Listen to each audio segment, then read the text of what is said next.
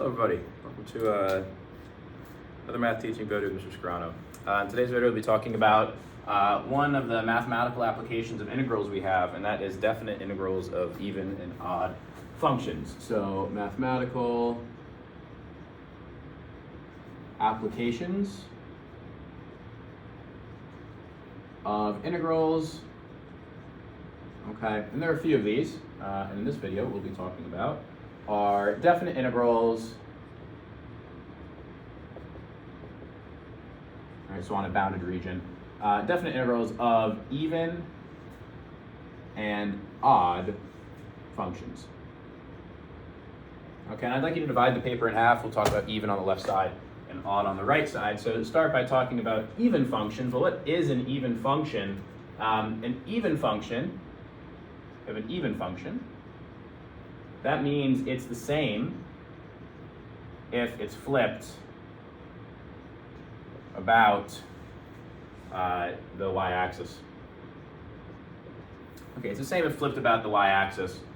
And so what we would have is we'd have something that looks like this. Okay, so we have this guy. Okay, where if you flip this about the y-axis, it's the same thing. Algebraically, what this would tell us is, I'll write it up here, is this would tell us that f of x, all values on the right side, f of x, are equal to the values on the negative side, so f of negative x. Okay, we would prove that algebraically. This is a pre-calc topic that you've likely done in the past, at least proving even and odd functions. Okay, and so what this tells us is, let's say we want to take an integral. We want to take an integral from negative a to positive a. Okay, this region, and hopefully we can see it visually, this region and this region are the same. Okay, they're the same area. This purple and this blue are the same area. So what this tells us is we get a few interesting results here. One thing that this tells us is that the integral from 0 to a of, I'll call this function f of x, given that it's an even function. So the integral from 0 to a of f of x times dx is equal to the integral from negative a to 0 of f of x times dx. Okay, assuming that these are even functions, or that this is an even function. Now, the other truth that it gives us is because these two things are equal, what we can say is, that's kind of our first result. Our second result, we can say the integral from negative a to a, so the integral from here to here, of f of x times dx is the same as doubling the integral from 0 to a of f of x times dx. So the logic here would be that the entire integral is the same as taking 2 of just this part, which hopefully is fairly straightforward. Okay, we can look at an example of this. So here's an example, example 1. Let's say given f of x equals x squared plus 2, prove first that it's even. Okay, and then once you've done that, determine the area under the curve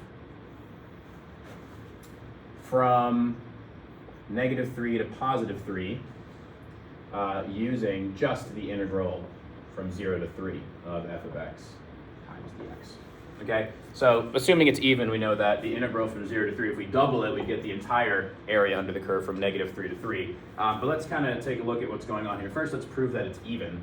So to prove that it's even, what we need is f of x to be equal to f of negative x. Let's see if that's true. F of x, x squared plus 2. F of negative x is negative x squared plus 2. Well, negative x squared, any negative number squared, will be a positive. So on this side, we carry this down, it's just x squared plus 2. So yes. Are these two equal? Yes, they are. Okay, good. So we've proved that. That's wonderful. All right, and so now what we can do is we can say, oh, well, we know that the integral from negative 3 to 3 of f of x times dx, we know it's going to be double the integral from 0 to 3 of f of x times dx. Kind of like what we have here, but if this was a negative 3 and this were a positive 3. This is where f of x equals. I'm actually just going to write that up. X squared plus 2, which means your intersection here is at 2. Okay, good. So now let's use this one. What we have for here is 2 times, all right, well, the integral of f of x, let's go 0 to 3 of x squared plus 2 times dx. Okay, beautiful. So that's 2 times the integral, or actually, take the integral now. 2, so once we take the integral of this, we get 1/3 x cubed plus 2x. The plus c goes away when we talk about a definite integral, so I'll just drop it. And so now what we have is this is equal to 2 times x cubed is, sorry, it's x cubed, thank you. X cubed is 27, divided by 3 is 9, so 9 plus 2 times 3 is 6, minus plugging in a 0, which is going to be 0 plus 0, okay? And so 9 plus 6, 15, times 2, 30. Okay, so this equals 30. So this whole integral here is equal to 30, which means this has to be 15 and this has to be 15. That's it. So we figured out the integral, like this whole thing, the integral from 0 to 3, this area is 15 here, which means this, because it's an even function, must also be 15, which means the whole thing must be 30. Okay, now let's talk about odd functions. Hopefully even functions is straightforward enough. Yeah.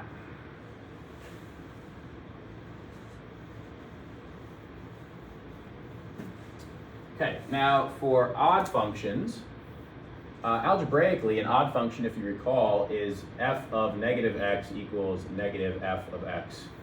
Okay, also known as f of x. If I multiply both sides by negative, it becomes negative f of negative x.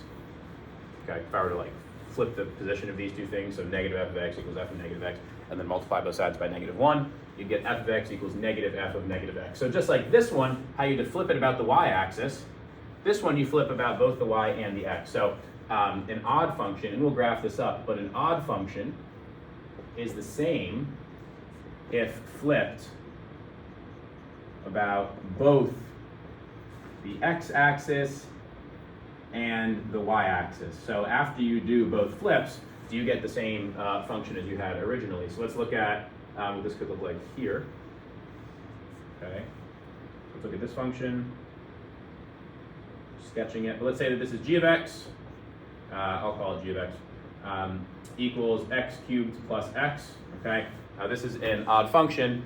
Visually you can see, so if you flip it about the y-axis, then flip it about the x-axis, you get the same thing as the original. Now algebraically we could also prove that, but here's the result it gives us. We'll talk about this in a second. We'll talk about proving it in a second. But let's say we use the exact same idea, we go from negative a to a on this function.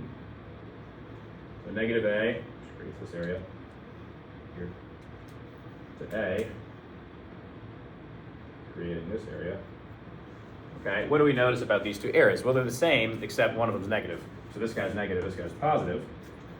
So what we would have is the following result, which would be the integral from 0 to a,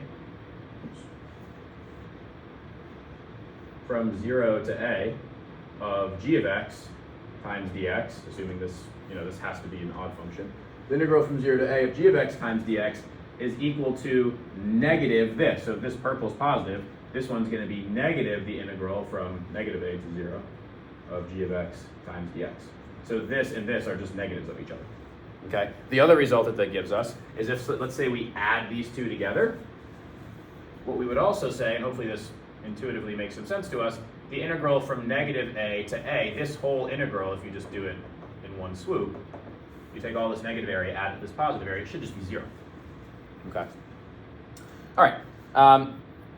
And let's look at an example for this one. I'll erase this side of the board.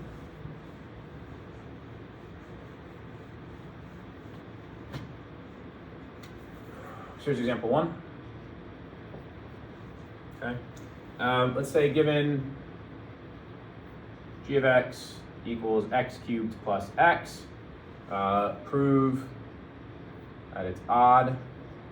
Okay, and then after you're done proving that it's odd, prove that the integral, or show that the integral from -2 to +2 of the function, what should it equal? Well, it should equal 0. If it's an odd function, then going from negative a to a, so -2 to 2, it should yield 0. Let's see if that happens. First, let's prove odd. Prove odd. It's odd. what we need is f of negative x to be equal to negative f of x. I'm sorry, g. We need g of negative x to be equal to negative g of x. So let's plug in a negative value for each of the x's here. So g of negative x would be negative x cubed plus negative x. Now negative on this side is negative x cubed plus x. Okay. Negative x cubed is negative, pull the negative out front, x cubed. This can just become negative x cubed minus x. And then here, if we distribute the negative through, you get negative x cubed minus x. Oh, look, it's the same. That was our question, and yes, it is the same. Okay, great, so it's odd, beautiful, and we've already graphed it up, it looks like this. And so let's just prove to see that this thing is 0, okay? Let's do it. So now we have this integral of negative 2 to 2 of x cubed plus x times dx. Well, that's going to be 1/4 x to the 4th plus 1/2 x squared from negative 2 to 2. Okay, I'm dropping the plus c because it's definite interval. All right, and then we have, this is 1/4 times 2 to the 4th plus 1/2 times 2, squared, okay, minus 1/4 times negative 2 to the 4th plus 1/2 times negative 2 squared. And I'm just going to divide this over so it's clear I'm not overlapping here. All right, so what do we have? 2 to the 4th, 2, 4, 8, 16 divided by 4 is 4. 2, 4 divided by 2 is 2, so 4 plus 2 on this side, minus negative 2 to the 4th is 16 divided by 4 is 4. Negative 2 squared is 4 divided by 2 is 2, so 4 plus 2 on this side. So that equals 6 minus 6, which equals 0. Good. Okay. And so that works. The other result that we would get from this is that the integral, the other result we should get from this, well, I'll write it, I'll write it here, is what we should get is that the integral from 0 to 2 of x cubed plus x times dx, that should equal negative the integral from negative 2 to 0 of x cubed plus x times dx. Let's see if that actually gives us what we want, right? The integral here from 0 to 2 should equal the same as the integral from, the negative of the integral from negative 2 to 0. They should be negatives of each other, is what I'm saying here. All right, so let's see if that works. This becomes 1/4 x to the 4th plus 1/2 x squared from 0 to 2. And let's see if that's equal to negative 1/4 x to the 4th plus 1/2 x squared from negative 2 to 0. Just see if this works. This becomes 2 to the 4th, so 2 to the 4th is, we already done the 16 divided by 4, 4, plus 2 is 6. So this here becomes 6 minus 0. All right, I'll write the full thing out. This becomes 1/4 times 2 to the 4th plus 1/2 times 2 squared minus, plug in 0, so 0 minus 0. So that's 6 minus 0, which is 6. Let's see if that ends up equaling what we have on this side. So negative, this is 1/4 times 0 to the 4th plus 1/2 times 0 squared, minus, plugging in a negative 2, 1/4 times negative 2 to the 4th plus 1/2 times negative 2 squared. Okay, excellent.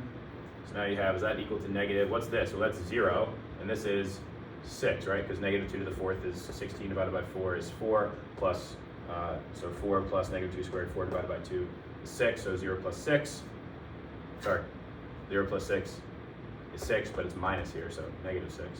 So you have negative 0 minus 6, which is positive 6. So yeah, 6 equals 6, and you're done.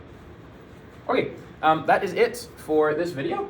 Definite integrals of even and odd functions. A fairly straightforward concept. The kind of work of the algebra might take a little bit while, but hopefully intellectually and intuitively it makes sense of this area, and this area would be negatives, and if you do the whole thing it'd be 0.